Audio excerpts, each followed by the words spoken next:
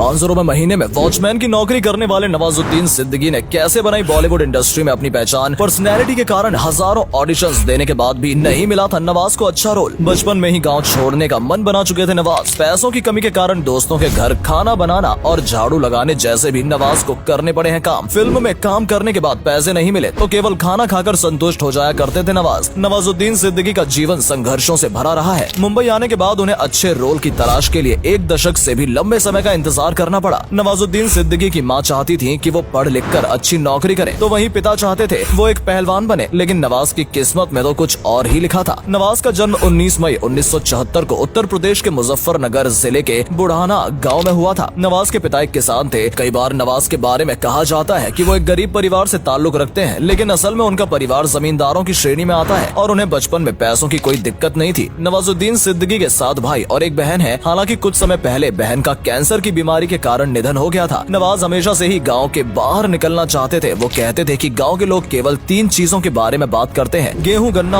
और उन्हें इन तीनों में से किसी भी चीज में दिलचस्पी नहीं थी। नवाज पूरे साल पैसे जोड़कर ईद या दिवाली के मौके पर शहर जाकर फिल्म देखा करते थे। नवाज ने हरिद्वार जाकर अपनी बीएससी की पढ़ाई पूरी की और उसके बाद वडोदरा की एक फार्मास्यूटिकल कंपनी में जॉब करने लगे। नवाज ने कुछ साल तक यहाँ पर काम तो किया, लेकिन इस काम को करने में उन्हें कोई खास मजा नहीं आता था। इसी दौरान उनके एक दोस्त ने उन्हें थिएटर दिखाया। थिएटर देखकर नवाज को काफी अच्छा लगा और उन्होंने मन बना लिया कि वो एक्टिंग करेंगे। नवाज को ऐसा लगने लगा कि यही वो काम है जिसके लिए उनका जन्म हुआ है। नवाज अपनी नौकरी छोड़कर दिल्ली आ गए और नेशनल स्कूल ऑफ ड्रामा में एडमिशन ले लिया, जहाँ पर उन्होंने 4 सालों तक एक्टिंग सीखी। इस दौरान कई प्लेज में उन्होंने छोटे मोटे रोल भी किए। नवाज को थिएटर में काम करने के बदले इतने पैसे नहीं मिलते थे कि वो अपने कमरे का किराया भर सके और खाना खा सके। इसके लिए उन्होंने नोएडा की एक टॉय फैक्ट्री में वॉचमैन की नौकरी की। सुबह से शाम तक वो वॉचमैन का काम किया करते थे और शाम के बाद थिएटर करते थे। वॉचमैन की नौकरी के लिए नवाज को सिक्योरिटी मनी डिपॉजिट करनी थी, जिसके लिए उन्होंने अपनी मां के गहने गिरवी रखवाए थे। ये अब दिल्ली में भी नवाज का मन नहीं लगता था और उन्हें अपना करियर और ऊंचाइयों तक ले जाना था। इसके बाद वो मुंबई आ गए, जहां उनके संघर्ष की असली कहानी शुरू हुई। नवाज को लगा था कि इतने सारे प्ले करने के बाद उन्हें मुंबई में छोटा मोटा रोल तो मिल ही जाएगा, फिल्मों में ना सही छोटे पर्दों पर तो उन्हें आसानी से काम मिल जाएगा। लेकिन नवाज जब भी इंटरव्यू देने जाते तो कास्टिंग डायरेक्टर उनकी पर्सनैलिटी देखकर ही उन्हें रिजेक्ट कर दिया करते थे। कुछ लोगों को उनकी एक्टिंग तो पसंद आती, लेकिन रंग रूप के कारण उन्हें रिजेक्शन का सामना करना पड़ता। नवाज का कहना है, इंडस्ट्री वालों को भिखारी के रोल के लिए 6 फुट का बंदा चाहिए होता था। एक बार तो नवाज को ये कहकर रिजेक्ट कर दिया गया कि तुम इतने काले हो, 2 एक्स्ट्रा लाइट तो केवल तुम्हारे ऊपर ही लगानी पड़ जाएंगी। लेकिन इन सब बातों से नवाज ने ना तो कभी अपना दिल छोटा किया और ना ही हार मानी। नवाज को आर्थिक तंगी का सामना करना पड़ा। इस दौरान उनकी मुलाकात नेशनल स्कूल ऑफ ड्रामा के कुछ दोस्तों से हुई और नवाज ने कहा कि क्या वो अपने साथ रह सकता है। नवाज के पास पैसे नहीं थे। दोस्तों ने कहा कि नवाज को रोजाना सबका खाना बनाना पड़ेगा और नवाज इसके लिए भी तैयार हो गए। लेकिन धीरे धीरे नवाज के दोस्त घर का सारा काम उनसे करवाने लगे। एक समय पर तो नवाज ने वापस घर जाने के बारे में भी सोचा, लेकिन उनके मन में ये भी ख्याल आया कि क्या मुंह लेकर अपने गाँव वो वापस जाएंगे और वापस जाने का प्लान टाल दिया। नवाज ने मुंबई में भी प्लेज में काम करना शुरू कर दिया। वैसे तो नवाज एक कॉमेडियन के तौर पर अपने करियर की शुरुआत करना चाहते थे, लेकिन उनका यह सपना पूरा नहीं हो पाया। फिल्म सरफरोश के जरिए नवाज ने बड़े पर्दे की दुनिया में कदम रखा। इस फिल्म में उनका रोल केवल 40 सेकंड का था। इसके बाद कुछ और फिल्मों में नवाज ने भीड़ में खड़े होने का ये पॉकेट मार जैसे रोल किए। एक बार अनुराग कश्यप ने नवाज का एक हिंदी प्ले देखा और उन्हें नवाज की एक्टिंग काफी पसंद आई, जिसके बाद अनुराग ने अपनी फिल्म ब्लैक फ्राइडे के लिए नवाज को कास्ट किया और इस फिल्म के बाद नवाजुद्दीन को एक्टर का तगमा हासिल हुआ। लेकिन नवाजुद्दीन को असली ब्रेक साल 2012 में आई फिल्म गैंग्स ऑफ वासेपुर से मिला था। इस फिल्म ने रातों रात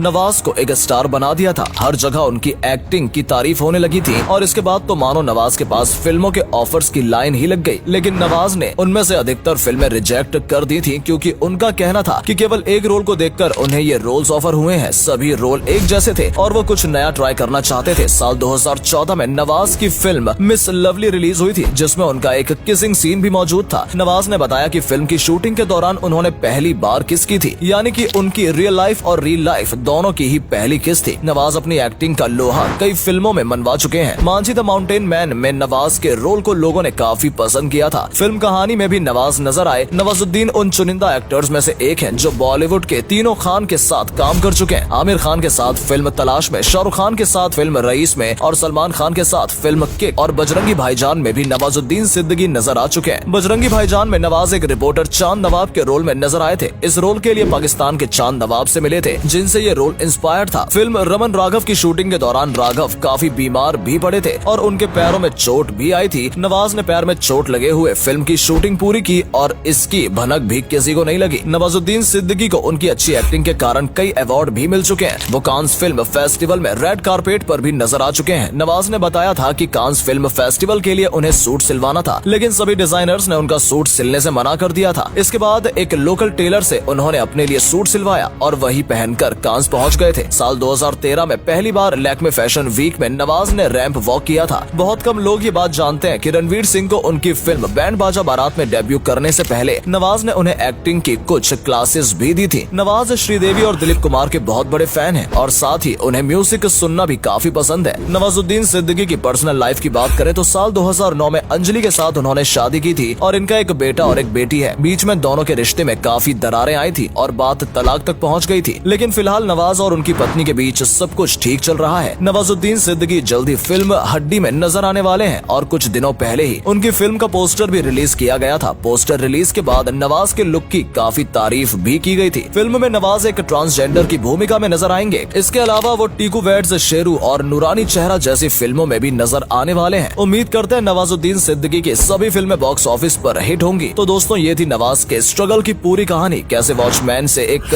बड़े फिल्म स्टार बने, कैसा था उनका ये सफर। नवाज की ये कहानी कई लोगों के लिए प्रेरणा के समान है। आपको नवाजुद्दीन की कौन सी फिल्म सबसे ज्यादा पसंद है? कमेंट करके हमें जरूर बताइएगा। और अगर आपको भी नवाज की एक्टिंग अच्छी लगती है और उनके फैन है तो वीडियो को लाइक और शेयर अवश्य कर दे। धन्यवाद।